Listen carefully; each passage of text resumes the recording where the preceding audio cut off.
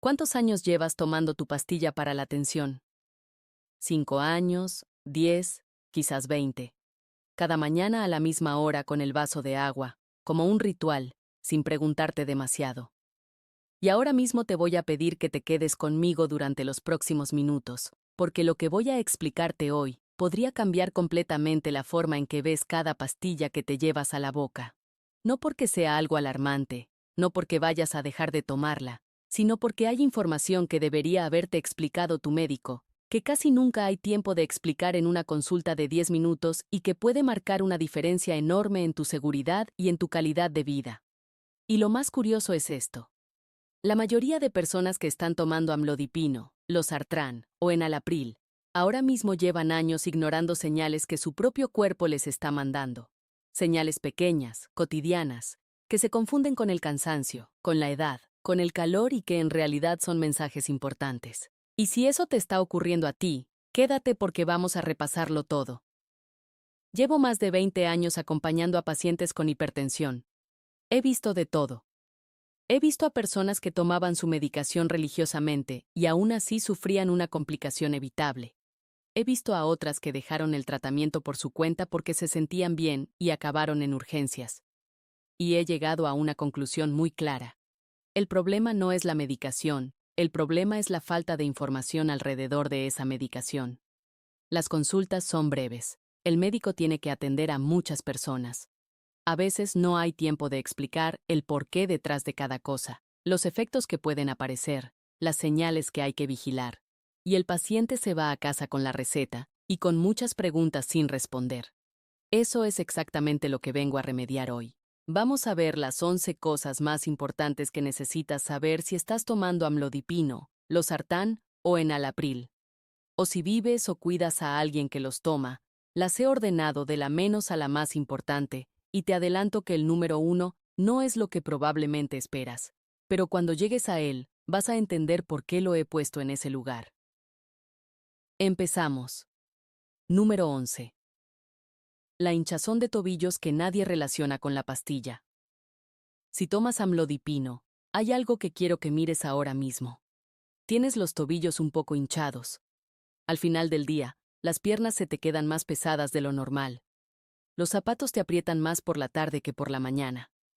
El amlodipino pertenece a una familia de medicamentos que llamamos calcio antagonistas. Lo que hace es relajar las paredes de los vasos sanguíneos para que la sangre fluya más fácilmente y la presión baje. Y eso es exactamente lo que queremos que haga. Funciona muy bien, pero esa relajación de los vasos tiene un efecto secundario en algunas personas. El líquido, que normalmente circula por los capilares de las piernas, tiende a acumularse en los tejidos.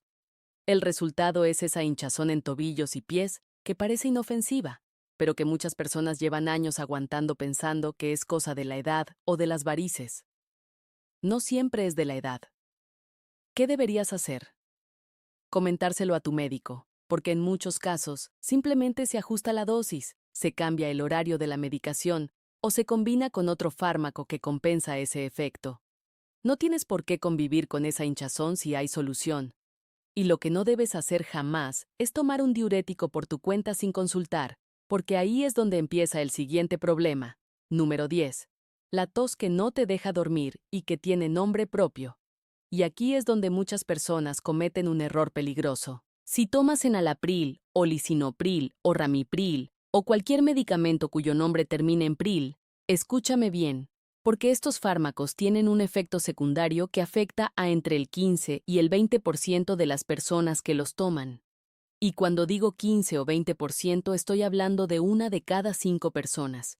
Se trata de una tos seca, persistente, irritante. Una tos que no viene de un catarro, que no mejora con jarabes, que aparece especialmente de noche o cuando te acuestas y que puede llevar meses instalada en tu vida sin que la haya relacionado con la pastilla de la tensión. ¿Por qué ocurre? Los medicamentos tipo pril actúan bloqueando una enzima. Esa enzima, al ser bloqueada, provoca que se acumule en los pulmones una sustancia que irrita las vías respiratorias de algunas personas, produciendo esa tos característica. No es peligrosa, pero sí es muy molesta, y lo importante es saber que no tiene tratamiento sintomático. Ni los jarabes, ni los antihistamínicos, ni los caramelos lo van a quitar. La única solución es cambiar de medicamento. Carmen llevaba 2 años con una tos seca que no conseguía explicar. Había ido al médico pensando que tenía asma, le habían hecho pruebas del pulmón, le habían mandado un inhalador, nada funcionaba. Lo que nadie había conectado era que esa tos empezó exactamente 3 meses después de que le recetaran el Enalril.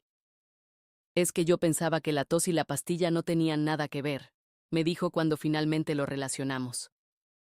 Son cosas distintas y eso es lo más frecuente.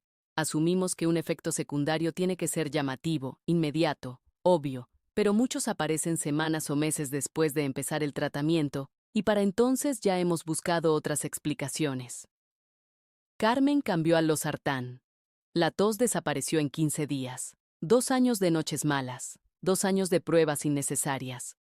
Todo por no tener esa información. Número 9. El potasio, el mineral que nadie vigila y que puede ser peligroso. Pero esto no es lo más preocupante. Hay algo que ocurre por dentro, sin síntomas claros, que a veces pasa completamente desapercibido. Tanto el losartán como el enalapril, como toda la familia de fármacos que actúan sobre el sistema de control de la presión arterial, tienen tendencia a elevar los niveles de potasio en sangre. ¿Y eso qué problema tiene? Que cuando el potasio se eleva demasiado, el corazón puede empezar a funcionar de forma irregular. El potasio es fundamental para que los latidos sean rítmicos y estables. El problema es que muchas personas no sienten nada o sienten cosas que no relacionan con el potasio. Cansancio inusual, sensación de debilidad muscular, a veces un latido extraño y el riesgo se multiplica si además consumes suplementos de potasio, si usas sal de régimen, que en realidad lleva cloruro de potasio en lugar de sodio, o si tienes algún problema de riñón. ¿Qué debes hacer? Hacerte análisis de sangre con regularidad y cuando te los hagan, asegúrate de que incluyen el potasio. Es un dato pequeño en el papel del laboratorio que puede tener una importancia enorme. Número 8. Los análisis de sangre, cuándo hacerlos y qué mirar. Y precisamente de eso quiero hablarte ahora. Cuando te recetan un antihipertensivo, los análisis de sangre no son opcionales, son parte del tratamiento. Y sin embargo, hay muchas personas que llevan años tomando su medicación y que no recuerdan cuándo fue la última vez que les hicieron una analítica completa. ¿Qué debe controlar esa analítica? 3 cosas fundamentales. La primera, la función renal. Los fármacos pril y los sartanes, como en losartán, actúan directamente sobre los riñones. En la mayoría de personas eso es beneficioso, pero en personas con cierta predisposición pueden reducir el flujo de sangre que llega al riñón y deteriorar su función poco a poco sin síntomas. La segunda, el potasio, como acabamos de ver. La tercera, en personas que también toman diuréticos, hay que vigilar el sodio porque con el calor del verano, con un episodio de diarrea, con cualquier situación donde el cuerpo pierde líquido, los niveles pueden caer peligrosamente rápido. La norma general es hacerse una analítica al menos una vez al año, si hay algún cambio en la medicación o si aparece cualquier síntoma nuevo antes. Número 7. El verano, la diarrea y el peligro que nadie anticipa. Lo siguiente podría afectarte incluso aunque te encuentres perfectamente bien en este momento. Imagina que es agosto, hace mucho calor o que tienes una gastroenteritis y llevas 2 días con diarrea y vómitos. ¿Qué haces con tu pastilla de la tensión? Muchas personas con muy buena intención piensan que si están tomando poco o tienen el estómago revuelto, igual es mejor no tomar la medicación ese día. Y otras, igual de responsables, la toman religiosamente sin considerar que el contexto ha cambiado por completo. Los antihipertensivos hacen que los vasos sanguíneos se dilaten o que el corazón bombee con menos fuerza. En condiciones normales, el organismo lo compensa. Pero cuando estás deshidratado, cuando has perdido mucho líquido por el calor o por una gastroenteritis, esa compensación desaparece, y el resultado puede ser una bajada brusca de tensión que provoque un mareo, una pérdida de equilibrio o, en el peor de los casos, una caída. Antonio tuvo una gastroenteritis fuerte en julio. Llevaba 4 días sin apenas comer ni beber, con diarrea constante. Su hija le preguntó si debía seguir tomando el losartán y el diurético que le habían recetado hacía un año. El médico me lo recetó para tomarlo todos los días, dijo Antonio. Así que lo tomo. Al 5.º día, Antonio se levantó por la noche para ir al baño. La tensión le cayó en seco. Se agarró al marco de la puerta. Por suerte no llegó a caer. Lo que Antonio no sabía es que en situaciones de deshidratación severa, muchos médicos recomiendan suspender temporalmente ciertos antihipertensivos hasta que el paciente esté bien hidratado. Pero eso hay que consultarlo, no decidirlo uno mismo. La regla de oro es simple. Si tienes diarrea, vómitos prolongados o llevas más de un día sin poder beber con normalidad, llama a tu médico antes de tomar tu medicación esa mañana. Una sola llamada puede evitar una caída. Antes de continuar, necesito pedirte algo. Si estás llegando hasta aquí, es porque este tema te importa, y eso significa que probablemente hay alguien en tu vida que también necesita escuchar esto. Suscríbete al canal si aún no lo has hecho. Aquí hablamos de salud de forma clara, sin tecnicismos, pensando exactamente en personas como tú, y así no te pierdes ningún vídeo. Y ahora quiero pedirte algo más porque me ayuda muchísimo a elegir los temas que más os importan. Déjame un comentario diciéndome desde dónde me ves y cuántos años tienes. Así me ayudáis a elegir mejor los temas que más os afectan. Y si tienes cualquier duda, te leo en los comentarios. Leo todos, y contesto a los que puedo. Ahora sí, continuamos. Número 6. El ibuprofeno. El enemigo silencioso de tu medicación. ¿Y cuántas veces has tomado un ibuprofeno sin pensarlo 2 veces? Un dolor de cabeza, una rodilla que molesta, un resfriado con fiebre. El ibuprofeno está en todos los botiquines, es cómodo, accesible, familiar, y precisamente por eso es uno de los errores más frecuentes en personas que toman antihipertensivos. Los antiinflamatorios como el ibuprofeno, el naproxeno o el diclofenaco hacen dos cosas que complican el tratamiento de la tensión. Primero, hacen que el organismo retenga más líquido y sodio, lo que eleva directamente la presión arterial. Segundo, reducen el flujo de sangre a los riñones, lo que interfiere con la forma en que los fármacos PRIL y los sartanes protegen ese órgano. El resultado, la medicación para la tensión empieza a funcionar peor. La presión sube y si llevas días tomando ibuprofeno, cuando te mides en casa y ves números altos, puedes pensar que la pastilla ha dejado de hacer efecto. ¿Qué usar en su lugar? El paracetamol. Para la mayoría de dolores leves o moderados, el paracetamol es una alternativa mucho más segura en personas con hipertensión. Si necesitas un antiinflamatorio de verdad, consúltalo con tu médico antes. Y si llevas tiempo tomando algún antiinflamatorio sin receta y tu tensión ha subido en las últimas semanas, hay muchas posibilidades de que esa sea la causa. Número 5. Los mareos y el riesgo de caída. La señal que no debes ignorar. Pero hay algo aún más importante que muchas personas pasan por alto. ¿Te has mareado alguna vez al levantarte de la silla o de la cama? Esa sensación de que el mundo se mueve un instante, de que tienes que agarrarte a algo, de que te falta el suelo bajo los pies. Lo que ocurre es esto. Cuando estás sentado o tumbado, la sangre se distribuye de cierta manera. Al ponerte de pie rápidamente, el organismo necesita un segundo para redistribuirla hacia arriba, hacia el cerebro. En personas con la tensión bien controlada, ese ajuste puede tardar un poco más en producirse, y en ese intervalo de 1 o 2 segundos, el cerebro recibe menos sangre de la que necesita. Resultado: mareo. En la mayoría de los casos es leve y pasa solo, pero en personas mayores, ese momento de inestabilidad es suficiente para provocar una caída y una fractura de cadera a los 72 años, no es un accidente menor. ¿Qué puedes hacer?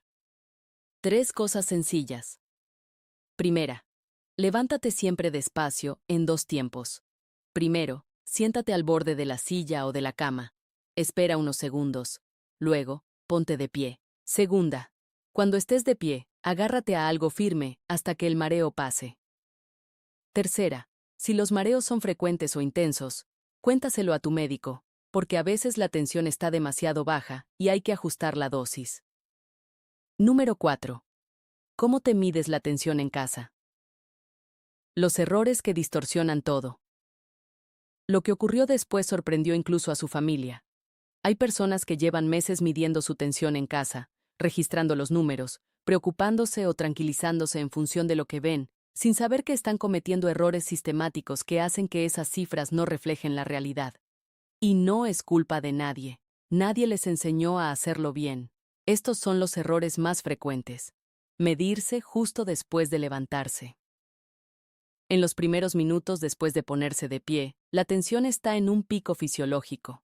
Si te la mides a los 2 minutos de salir de la cama, vas a ver números más altos que los reales. Medirse con la vejiga llena puede subir la tensión entre 5 y 10 puntos. Medirse después de tomar café, fumar o hacer ejercicio. Cualquiera de esas 3 cosas eleva temporalmente la presión. No descansar 5 minutos antes. Si llegas a casa corriendo, te sientas y te mides de inmediato, la tensión estará elevada simplemente por el esfuerzo. Colocar el brazalete mal tiene que estar a la altura del corazón directamente sobre la piel, no encima de la ropa. Y medirse una sola vez. La tensión fluctúa. Una medición aislada no es representativa. Lo ideal son 2 mediciones seguidas con 1 minuto de diferencia. Y quedarte con la media. La tensión en casa es una herramienta valiosísima, pero solo si se usa bien. Número 3. La dosis olvidada. ¿Qué hacer y qué no hacer nunca? ¿Qué pasa si un día se te olvida tomar la pastilla? Es una pregunta que parece sencilla, pero que genera mucha angustia y sobre todo muchos errores. La norma general que aplica a la mayoría de antihipertensivos es esta. Si te das cuenta del olvido el mismo día, antes de que llegue la hora de la siguiente dosis, tómala. Pero si ya es casi la hora de la próxima dosis, sáltate la olvidada y sigue con el ritmo normal. Lo que nunca debes hacer es tomar dosis juntas para compensar. Ese error puede provocar una bajada brusca de tensión con consecuencias serias. Y no, saltarte un día no va a provocar ningún daño.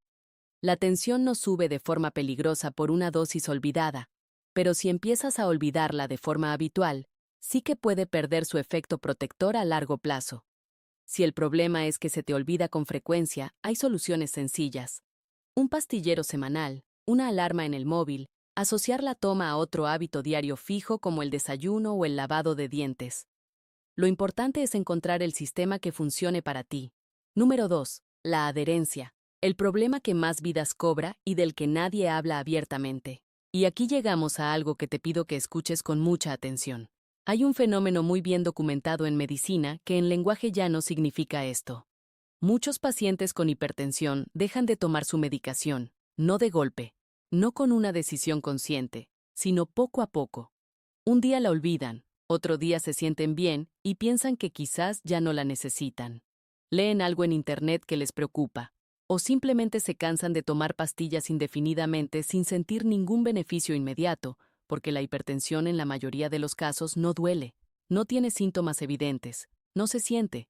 Y ahí está el gran engaño de esta enfermedad, que cuando todo parece estar bien, uno tiende a pensar que ya está curado o que el cuerpo ya sabe regularse solo, y esa percepción puede llevar a decisiones muy peligrosas.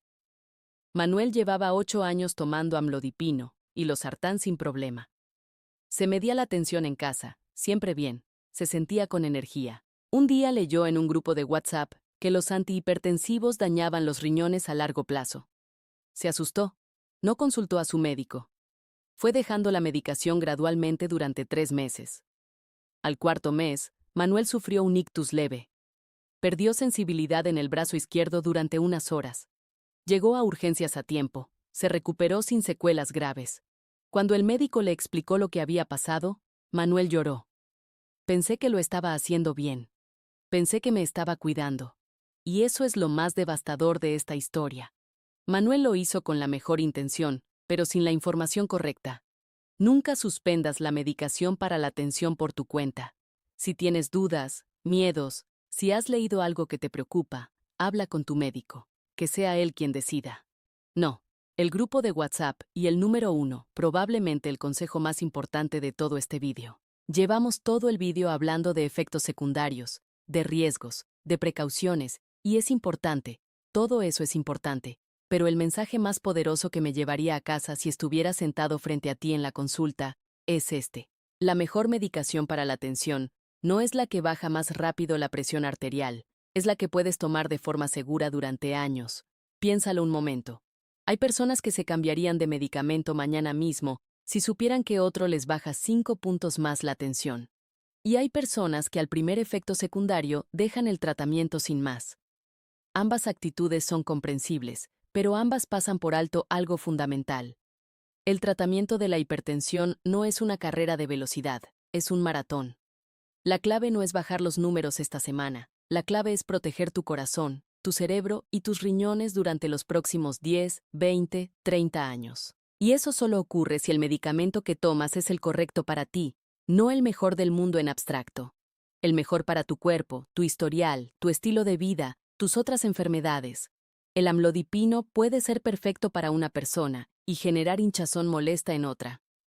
El enalapril puede ser el fármaco ideal para alguien con diabetes y una pesadilla para quien tiene esa tos rebelde. El losartán puede ser la solución para muchos pacientes, pero requiere vigilar el potasio en personas con tendencia a retenerlo. No hay una pastilla universal, hay una pastilla que es la tuya, y encontrarla, ajustarla, revisarla con tu médico regularmente es el trabajo más importante que puedes hacer por tu salud cardiovascular. La hipertensión no avisa, no duele, no sangra, trabaja en silencio durante años, deteriorando vasos sanguíneos, sobrecargando el corazón, dañando los riñones, aumentando el riesgo de ictus, y cuando se manifiesta, a veces lo hace de golpe, consecuencias que cambian la vida para siempre. Tu pastilla diaria, tomada correctamente, vigilada adecuadamente, ajustada cuando hace falta, es literalmente un escudo. No la infravalores, no la abandones y no la gestiones. Solo antes de que te vayas, quiero dejarte un resumen rápido de lo más importante. Si tomas amlodipino, vigila la hinchazón de tobillos y pies. No es peligrosa, pero tiene solución. Cuéntasela a tu médico. Si tomas enalapril o cualquier pril y tienes una tos seca persistente que no mejora con nada, eso puede ser el medicamento. Existe alternativa. Se puede cambiar. Si tomas losartán o cualquier sartán, hazte analíticas con regularidad. Vigila el potasio y ten especial precaución en los días de calor intenso o de enfermedad con pérdida de líquidos. Para todos evita el ibuprofeno sin consultar. Mídete bien la tensión en casa, levántate despacio, y si un día olvidas la pastilla, no la dobles al día siguiente. Pero sobre todo, quédate con esto. Los síntomas son información. Esa tos, esa hinchazón, ese mareo, ese cansancio que no sabes de dónde viene, pueden ser mensajes de tu cuerpo que merece la pena escuchar y compartir con tu médico. No son señales para asustarse, son señales para actuar.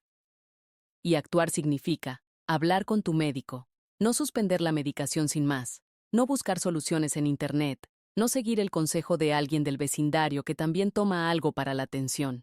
Tú mereces información precisa sobre cada pastilla que entra en tu cuerpo y mereces tomar decisiones sobre tu salud con todos los datos encima de la mesa. Eso es lo que hemos hecho hoy aquí. Si este vídeo te ha sido útil, si has aprendido algo que no sabías, si hay alguna señal que ahora vas a prestar más atención, te pido un favor, compártelo con alguien que lo necesite, con tu madre, con tu padre, con tu pareja, con un amigo que lleva años tomando su pastilla para la tensión sin que nadie le haya explicado nada de lo que hemos visto hoy. Ese gesto pequeño puede marcar una diferencia real en su vida. Cuídate mucho. Este contenido tiene fines informativos y no sustituye la valoración de un profesional sanitario. Cada persona es diferente, por lo que cualquier cambio en tu medicación o tratamiento debe hacerse siempre bajo la supervisión de tu médico. Ante cualquier síntoma o duda, consulta con un profesional de salud.